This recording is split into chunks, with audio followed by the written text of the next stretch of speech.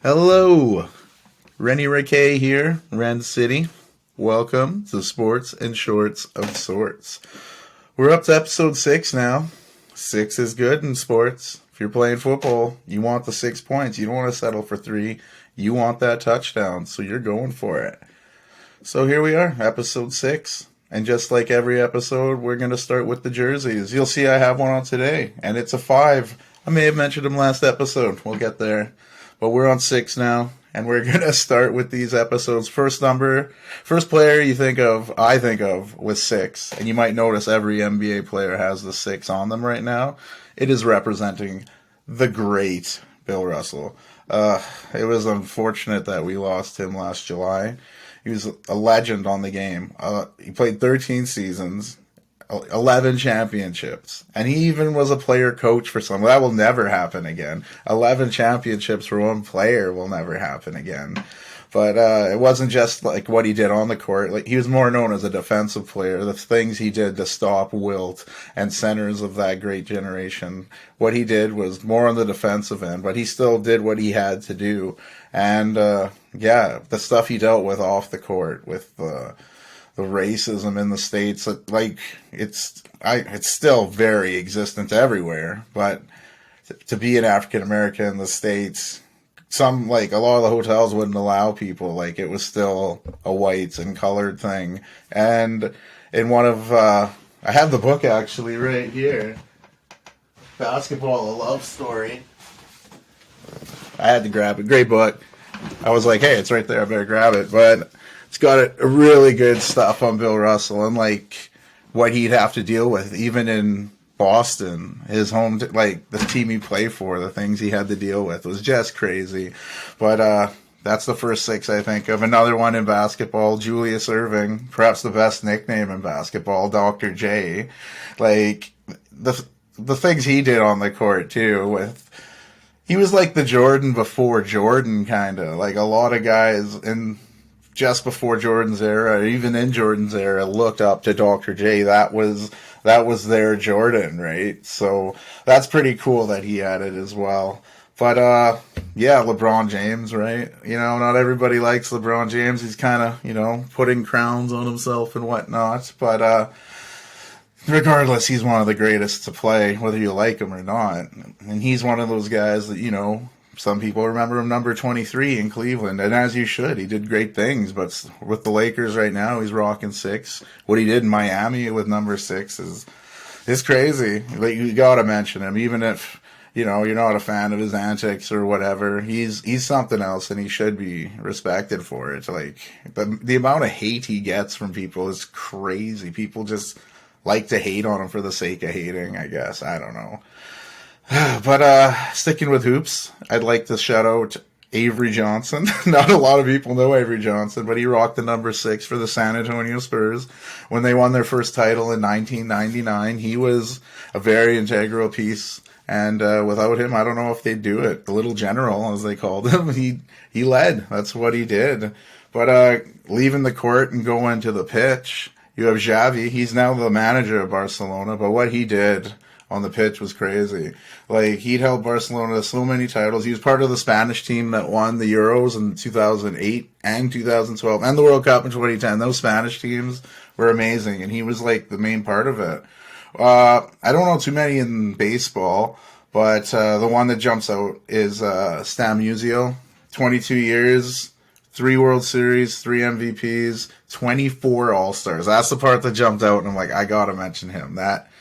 That's something else. But something else that's worth mentioning is what started this weekend, the NBA playoffs. And before we could play off, though, we had to play in, right?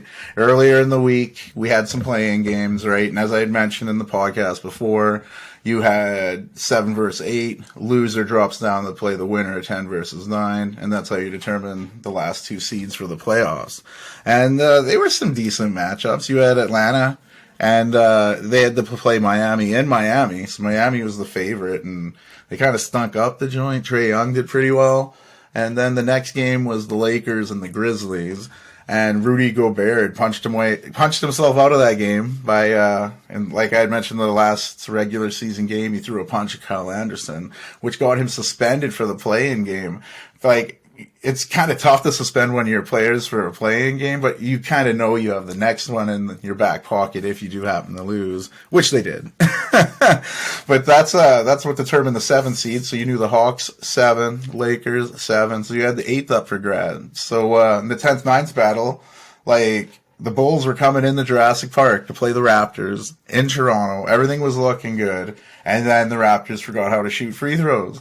And just in case they started to remember again, I want to make sure I get her name right, DeMar DeRozan's daughter, shrieked at I was watching the game. My wife and one of my friends were like, what is going on here? And then they mentioned it, and I was like, oh, well, that's kind of cool. You don't mind if it's a kid. If it's like some old drunk guy, it doesn't seem the same. But with a kid, you're like, that's in good fun. But she still got death threats, which is super fucked up. Why would a kid get death threats in a playoff game? That alone is enough with this world. But, the Raptors blew it. Zach LaVine played great in the second half. He carried Zach, don't call me Avril Lavigne, but he played great, and the Raptors choked, really. Free throws were junk. 18 for 36, 50%. That's crazy. Some say it was Nick Nurse's last game as a Raptor coach, so we'll see what happens. Masai Ujiri, great GM, president said he's looking to shake up the team, is excited for the changes this summer. So what that details, we should see. But that kicked the Raptors out and kept the Bulls' chance alive against Miami. And on the west side, you had the second youngest team in the league, the Oklahoma City Thunder, going in against the Pelicans, who still didn't have Zion Williamson. But before the game, Zion Williamson decided to put on a sweet dunk show. Windmills, showing, he's injured and can't play. But he's throwing windmills. I wish I was that injured that I could dunk like that. But it seems like it's a very weird situation. I don't know what's going on. But after the game, after OKC went into New Orleans and won the game, very good game. Josh Giddey and Shai Gilgeous-Alexander. Giddey repping Australia, SGA repping Canada. They both played great. They did amazing. I'm so pumped for that OKC team. But after this game, great leader, C.J. McCollum, went to the stand, and went to the press conference and basically called out Zion, saying, like, people need to be available, right? Your best ability is availability. And they say, like, that's what no talented people say, but it's straight up, like, you're only good if you're there. You can be the best player, but if you're never there, what good are you, right? But yeah, those games led us to who would decide the 8th seed to go into the playoffs. And as I mentioned, the Bulls beat the Raptors, and they went to Miami and forgot they were playing a big game, I guess, because it was a very defensive struggle, but I don't know. The Bulls never seemed like they were going to win that game. And in the other game, the Western game, it was even further apart. OKC got destroyed by Minnesota. They didn't match up well. Gobert came back from his 1-game suspension, and he's a force in there when he's doing his thing. Like, there's a reason he's one defensive player of the year. You can take him on the perimeter and dance on him a bit and hit a jimmy, but if you try to take anything to the paint, like, he's swatting it. I don't know. They look good. I'm pumped for OKC going forward. You got Chet Holmgren returning. He was the number 2 pick this year, I had mentioned before, and he was injured all year. So you're getting him back. You're getting a little experience. It should be good. But, yeah, the play-ins grew up to playoffs, and that's where we're at. The first game, Saturday, Philly and Brooklyn. Mikal Bridges was drafted by his hometown Philly, played at Villanova, and was traded that night. He was saying how mad he was, and real beef, but that team is young. They're not the same team that was thrown together at the beginning of the year. Durant's gone, Irving's gone, this is all. And they're putting up, pretty good numbers, doing what they can. But Philly is a title contender. As in my podcast previous, I picked them as well as the Clippers go to the final. So we'll see how that pans out. But Sixers look good. I don't expect them to shoot threes like that. That was insane. They couldn't miss. And if they shoot like that, Brooklyn, I don't know. I already thought they were toast, but if Philly's shooting like that, they're toast on toast, double toast, burnt toast. We'll go with burnt toast. Yeah, that works. And then speaking of beatdowns as well, the Celtics, they're like, oh, Hawks, you came in on this play and congratulations. Wham! Took the Hawks down, The first half was brutal. The Hawks made the score respectable, but they weren't threatening that game at all. The better games were later in the evening. You had the Knicks and Cavs. Not the body Cavs, but the Cavaliers. Donovan Mitchell played great, 38 points. But Jalen Brunson making his Knickerbocker debut, he showed up. He did everything that Dallas was missing this year. Luke is probably like, really, why didn't we re-sign this guy? Because he's the difference in New York. He played great. He did great down the clutch. That's going to be a great series. I'm really excited. The people in New York already think they're going to win the title, right? One game equals a title. Something like that. But the best game of Saturday was Golden State and Sacramento. I'm wearing the jersey at De'Aaron Fox. My wife, who you saw on the podcast before. I'm jumping back to that one a bit, that podcast. But you met Caitlin. She got me this sweet one for my birthday. So I've been talking with De'Aaron Fox all year, and she was like, oh, I picked up because you do nothing but talk about this guy. But he's been awesome. And yesterday he showed even more. Playoff debut, 38 points. Outdueling Steph Curry. Like, are you kidding me? Like, they lit the beam again. Sacramento, what a raucous crowd. You had Malik Monk coming off the bench and drop in another 32 points. So those Kentucky Wildcat teammates are just loving it on the West Coast. And I don't know, the Warriors played great. Like, it was a tennis match at one point because your head's going back and forth with all the shots going in. It was amazing. Like, what else can you ask for? That's good basketball right there. Steve Kerr's going to have to go to the drawing board and, I don't know, figure out what to do with that backcourt, because if they play like that again, I don't know. Our defending champs could be oot.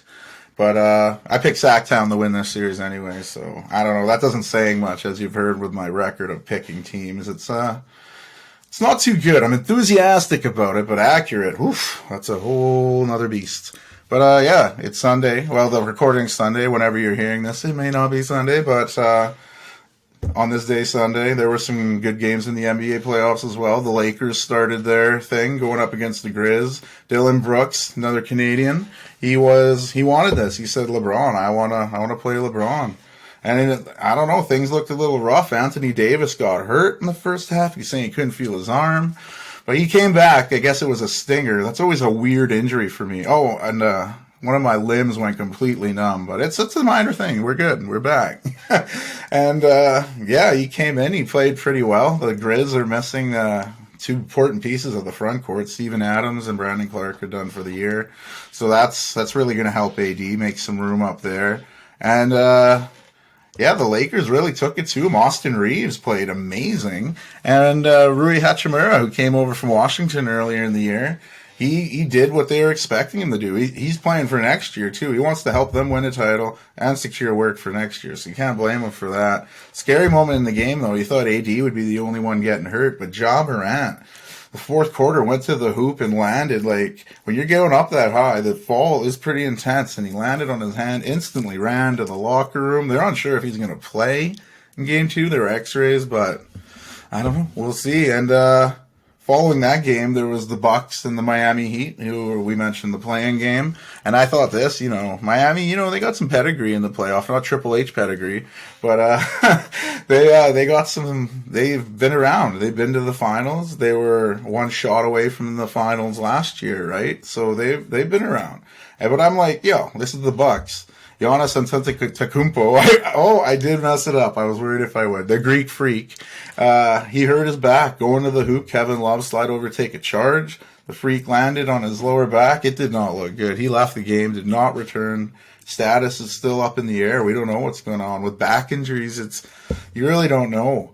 But with him out of the game, the Heat were like, hey, we're going to steal this one. And they did. The Heat culture stole the game. That's what they do. And they grind it and they got the win. But in the process, Tyler Hero, sharpshooter, classic smirker, he was mean mugging in that final run a few years ago, but he broke his hand. So I think they're saying 4 to 6 weeks and they'll check it out. But we'll see. The reason I'm coming on a little later is because I was watching the greatest game I've been watching all weekend, I feel. Clippers and Suns. You have Kawhi Leonard. He has to do even more with Paul George out.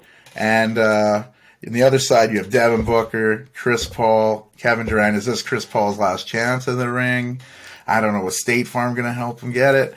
We'll see, but it was back and forth. Both it was a great game, and Westbrook ended up making some of the best plays, clutch free throws, and he made a wicked block on Booker, caught it before going out of bounds, and threw it at him so they'd keep possession. He shot terrible. Don't get me wrong, he threw up enough bricks to build a church, but he made those plays that help you win in the playoffs, and that's what they brought him in for, They didn't want the Laker version. They wanted more of the original OKC version. And he's somewhere in the middle, trending more to that version. But it was exciting. I'm excited to see the rest of that series. And Timberwolves and Nuggets were tipping off around the time of the recording. So we'll see what happens with that game. But yeah, I've been all over the NBA. This has been a super NBA podcast oriented show here. But I got to quickly bring up the awards because with the season ending, they're going to be giving out the awards. And last episode, I mentioned Joel Embiid should get MVP. Double downing on that, triple downing. I don't know how many times you're downing on this, I guess, but we're downing it. And yeah, write him in. He's going to win it this year over Jokic and Giannis. Defensive player of the year, that was tougher because Brook Lopez used to be like a liability on defense. Now he's up for defensive player of the year. He's got some of the most contention shot contests at the hoop, which is crazy, because that means you're altering how many shots or doing what you can. But I'm going to go with Jaren Jackson Jr. He's leading the league in blocks. He's anchoring that great defense in Memphis, and I got to give the nod to him. Evan Mobley was the other finalist, and I think in 3 or 4 years he's going to be a staple. What he's doing on defense now in only his second year is phenomenal. He's going to be something else on the defensive end. And then the most improved player, that one was a tough one because the finalists, you had Jalen Brunson. Like I said, he was a stud in New York, but in times when Luka was hurt or missing in Dallas, Jalen Brunson showed what he could do. I knew he could ball. So most improved, I don't know. He's been this guy for a while. Lauri Markkanen, another finalist, was a throw-in. Some people thought a throw-in for the Donovan Mitchell trade. They're like, he's the guy all promised, nothing to show for it. He showed for it to this year. He was an all-star. He's a leader on that Jazz team. No one expected that Jazz team to do anything. They thought they were in super tank mode for the Wembanyama sweepstakes, but they hung around and they were in it right till the end. But he's going to be better even next year, I think. And it's crazy. He's back in Finland. He shaved off all his locks because he's got to do some military service. I guess in Finland, you have to do. It's mandatory that every male does military service by the time he turns 30. So that's wild, but yeah, he's back there serving his country. So that's interesting. But those were the 2 finalists. I'm going to the winner. I've mentioned him before, tons, because his number's 2. So I threw him up on the second episode. But Shai Gilgeous-Alexander, a name that barely fits on a jersey, but it's one everyone should remember. He's going to be a first or second All-NBA team this year. He's got to be. What he does is amazing. It's just great. And he's a Canadian guy. I just love seeing it. He's a tall guard. He's not going to blow by you with speed all the time, but his footwork and his length, and he plays defense. What more can you ask? So, most improved, Shai Gilgeous. So, that leaves the rookie of the year. That's a no-brainer to me. Paolo Banchero. Everyone said he's the most NBA-ready prospect. He was the most NBA-ready prospect. He struggled a bit from the 3. I think he shot a little under 30%, but he averaged 20 points a game. What else do you want? That Orlando team is looking good. Cole Anthony. You got the Wagner brothers. You got Bol. You got Carter. They're a good little team there, and I think next year they'll be better. This duo of Banchero and Franz Wagner out of Michigan, they're great. I think the Magic will be good. They might be a year away yet, but we'll see. I'm excited to watch them. And, yeah, the other people involved with the Rookie of the Year, I guess I mentioned the finalists, were Walker Kessler, who was basically thrusted into Utah and made people say, Rudy who? He was blocking shots he did great. They're got to be happy with him. And Jalen Williams out of the OKC Thunder, he was great. And the thing I like with OKC Thunder is the 2 Jalen Williams. One from Santa Clara, one from Arkansas. This is the Santa Clara one. And he was the the last person drafted out of Santa Clara was Steve Nash in the first round. So it's been a while since we gave Santa Clara some love in the draft picks. That leaves the sixth man of the year. You know, Malcolm Brogdon, the Celtics, Bobby Portis of the Bucks. They put up great seasons on good contending teams, but I'm giving the nod to Emmanuel Quickly because, like his name says, he comes off the bench and he scores quickly. He throws up big numbers. Sometimes he's the guy. So for those reasons, I'm giving him the nod. And Coach of the Year, that should be an easy one. Mike Brown, Sacramento, what he's done. First time making the playoffs since 2005, 2006. So, yeah, Mike Brown's that's a lock. So, the other finalists were Mark Daigneault. I'm saying his name wrong because no one really knows the guy from OKC Thunder. Mark Daigneault and Joe Mazzulla of the Celtics, who's got them in the second seed and on a path to the title after all that stuff they dealt with Ime Udoka having a mutual relationship with a staff member, but it blew up and he's gone. So Mazzulla had to walk in and take, that was not an easy job, and he did what he could, and he's done great with it. Last trophy of the year is this Clutch Player of the Year. That's a new one this year. But I'm giving it to De'Aaron Fox because he is a finalist, and I'm giving it to him. Wow, that was a lot of NBA, but I'm so pumped for it. I hope you guys are too. And the NHL's starting up too, the NHL playoffs. That season ended Friday. And you have the playoffs starting Monday the 17th. So get your hockey pools ready, get that going. The season ended pretty wild on some records, right? We mentioned the Bruins a few episodes ago, and they did set the record. They got 65 wins, passing the record of 63. That the 95-96 Red Wings had and the 2018-2019 Lightning had. And they had the most points, 135, beating the record of 133 the 76-77 Canadians had.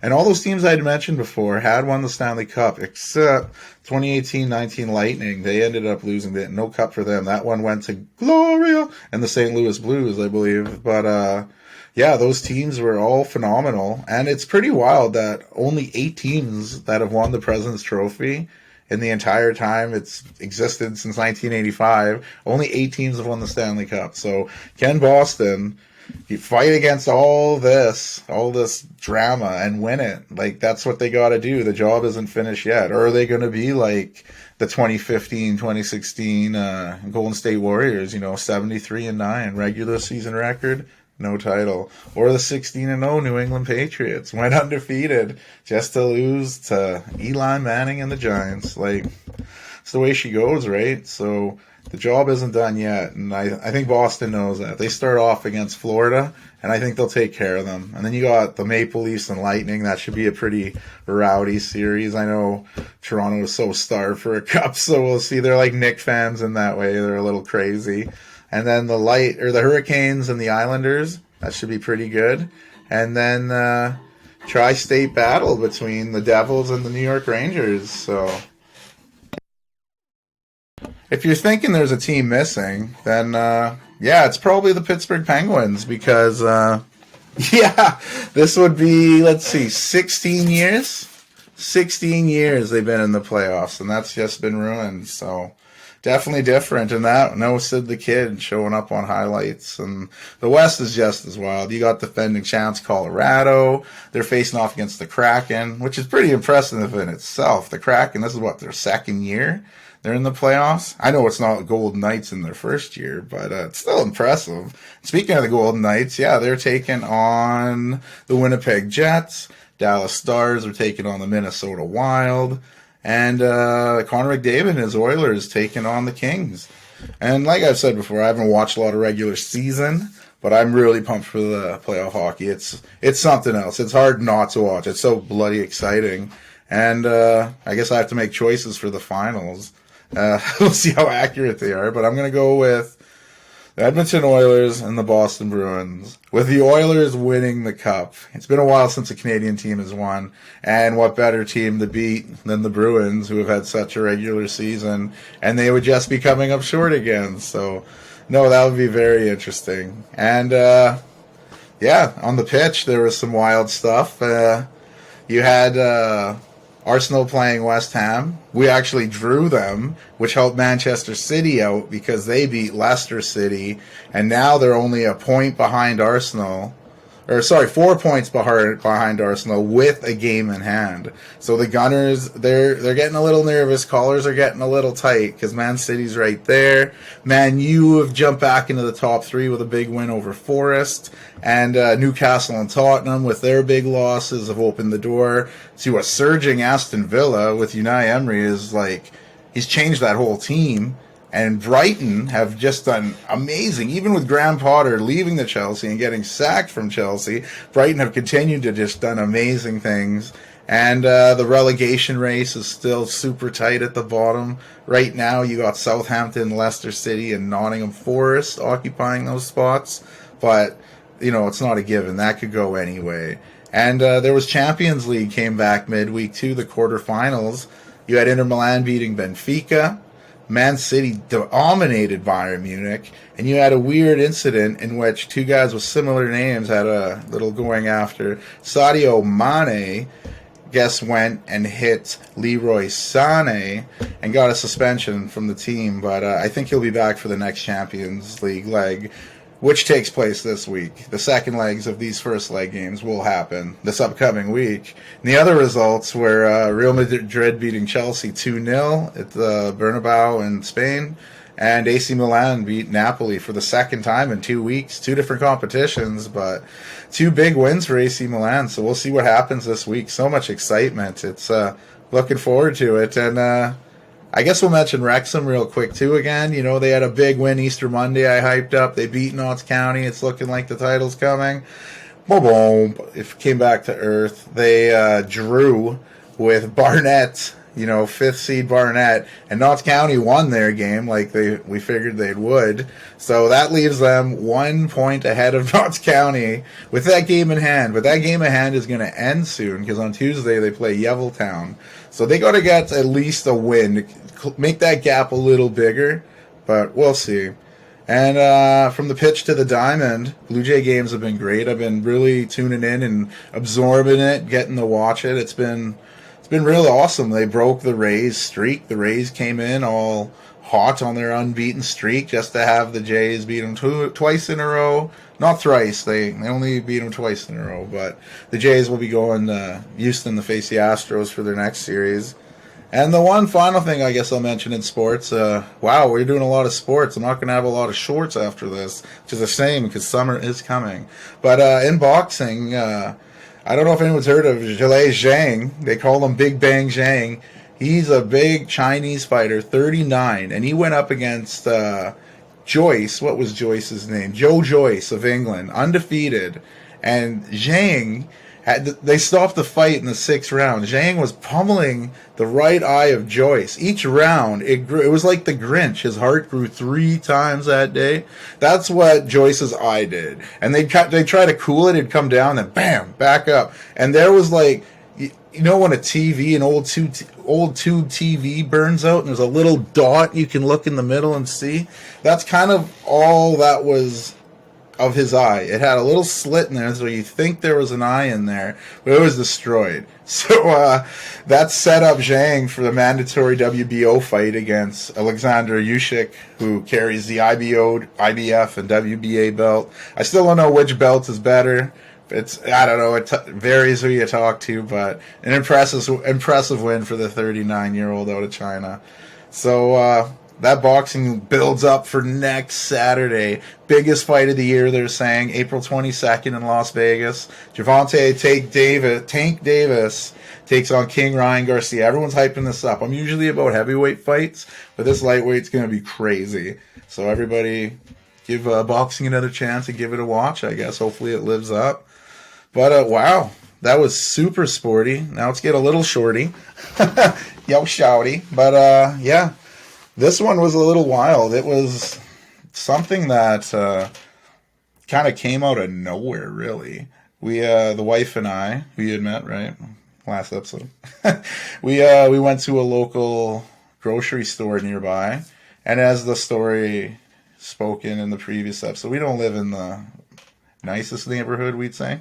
But we went to this place. It's a good little grocery store. They got decent things. We just needed a few things for dinner. We grabbed them. We're heading back to the car, and then I hear 350, man. I was like, what? I kind of look around. I turn back, and 350. And I was like, oh, hey, no, I'm good. Sorry, I don't have any change. They're like, do you want this 350? And I'm like, what do you want? And I look, in the palm of their hand is like, it's like a pistol. Like, I don't know, like, not quite Yosemite Sam, but it looked like, like a Colt, I guess, not a Cougar Magnum. See, my knowledge varies from old video games and cartoons of guns, but, no, it just looked like a little pistol, and it was definitely a real gun. It had the look to it. And they're like, 350, and I'm like, oh, no, I'm fine. Then we get in the car, and I just, like, casually putting stuff back, and my wife's, like, frozen, white as a ghost. She's like, oh my God, did they just offer us a gun? And she's kind of shaking. I was like, yeah, it's all good. We don't need it. She's like, what? How is that not fucked up? And I was like, okay, yeah. I've started thinking about it. I'm like, yeah, you shouldn't be getting offered a gun to buy. You know, if you're going to go buy a gun, usually it's in the store, not in the parking lot of a grocery store in the semi-hood. Or let me get real. It's kind of hoodie, so we'll call it hoodie. And I'm not talking bunny hugs. But, yeah, we jumped in the car and started driving away. Wife's kind of freaking out. I look in my rear view. This person's still scattering around looking to try to sell this gun, you know. But, I don't know. We just start driving off, and she's a little freaked out still. And I'm like, whatever, we'll get home. They're fine. It's not like she shot at us. You know, she just offered it to us. So we're driving. I'm a little distracted, and all of a sudden, boom! I was like, what the fuck? Or the Envoy we're in slides a bit. This car still goes, and we're stopping. I'm like, what the fuck? They blew a stop sign. Like, I could see there were some vehicles near the stop sign, but they came right out of nowhere and just smashed it. I slammed the brakes. And, you know, we're already, adrenaline's going. I've never been offered a gun outside a grocery store. So, you know, blood was moving a bit. And I was like, oh, what the hell? And this guy's got like a baby in the back, baby on board sticker. And I was like, man, he's like, oh, dude, my fault. Totally my fault. Yeah, I didn't see the stop sign, bro. Didn't see the stop sign, my fault. He shows me his ID. I get a picture of it. I can let him take a picture of mine. Just apologizing. This should have been, you know, a sign when someone's super apologetic and like, I'm totally reporting this. You know, I'm sorry. He didn't do shit. I waited a bit, like I did my claim and stuff. I'm waiting. This guy didn't do shit. He didn't get a hold of anybody. What was his name? Barrington. Barrington. If you're out there, first of all, Barrington, really? I mean, I got Rennie. That's a different one, but Barrington. If your name's Barrington and you're offended, I'm sorry, but really, T-boned me out of nowhere. Really, thank you, Barrington. But yeah, so definitely on high alert. We limped it back to the car hole, assessed the situation. It's like it's still drivable. This is clearly fucked. I'm gonna have to get this fixed, I guess, but is what it is, right? And then, yeah, you think the car would have been written off, but it wasn't. It still worked. But for how long, right? Take the car out a few months later. The car's still driving. It's rough, you know. We strap stuff down so it's not falling off. And, you know, don't have tons of money to fix it. And Barrington's not doing his thing. So, still drivable. Go out to Warman. That's a town outside Saskatoon if you're not familiar with our area. But go out and visit my parents. Have a nice little visit. It's Christmas time, all right. Well, I'm going to head back to the city. See you guys. And, yeah, as I come up to this one intersection near their house, it's always been a four-way stop. And that's always, it's kind of like in my brain, this is a four-way stop. So as I approach, I kind of stop, look both ways, look good. I go. Not realizing, well, I did realize, but I just was on autopilot that this four-way stop is now, you know, traffic lights, right? And this light was red. I didn't see that. Didn't see it, I guess. So, yeah. I looked both ways. It looked good. I went. I didn't see a car. It was kind of in another, I don't know. It all happened. This car went, honked. I hear the honk. I look, see the car. I'm going, oh, fuck. Boom, like right on the door, like, fender area, right where Barrington had already fucked it up. So, yeah, it's another accident, and this guy was not very pleased. Yeah, turns out when you're going through a green light and some jagoff just pulls in front of you and you hit him, it's not very good. So, yeah, I was a little rattled again, like from going from no accidents to accident doubles. Yeah, it wasn't very cool, but we did what we had to do. I limped that home. That I probably shouldn't have limped home. That was barely drivable. And I had to go on the highway. I only went like 80, maybe 75. It was snowy. It's goddamn Christmas. And not very good. But, SGI did their thing really quick with that one. And I fucked up. Did what I had to do. They paid me out. Missed that envoy to this day. But I got a little Oldsmobile Alero, so it does a trick. Little car shout out there. Hopefully I don't get sued for that. I don't know. I don't know what the market is for people getting sued for Alero talk, but we'll find out, I guess. But yeah, that was my story today. Getting offered guns and getting in car accidents. It's a wild world, the Saskatoon life. But thanks for joining in. Hopefully you're gonna enjoy some good playoff hoops and some good playoff hockey. A lot of playoffs in general. If you're like, fuck them playoffs. You got baseball. There's a lot of golf coming up. It's getting warm out. Well, for one day, it's going to be like 16 or something. It's going to be 0 the next few days. I don't know. Weather's crazy. Straight up. But thanks for joining. Ren City out.